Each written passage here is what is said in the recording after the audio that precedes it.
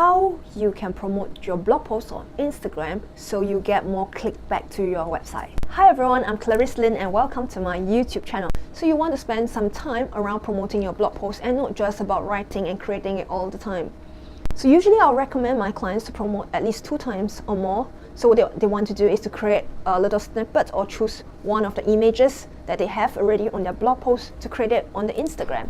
And the captions itself, the text can just simply be one of the little excerpts from the blog post itself. So you are not actually writing new content, but rather promoting a section of the blog post content. If people are really interested, you can ask them to click on the link on your bio. In this case, if people were really intrigued and they want to find out more, what they will naturally do is to go to your profile, click on your link on the bio, and go and visit your website. So in this case, when you get Instagram followers or viewers to go to your website, after they read the blog post, if you actually have an email list, which I definitely strongly recommend you to do so, you can hopefully get their email address, enter it to you, and bravo, that's your prospects lining up for you.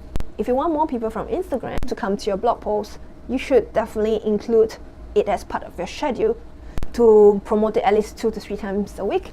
And of course, not forgetting to promote it on the stories as well, because some people might actually be flipping on stories rather than on the post itself. So if you promote it in this two-way approach, you're maximizing the likelihood of people clicking to your blog post.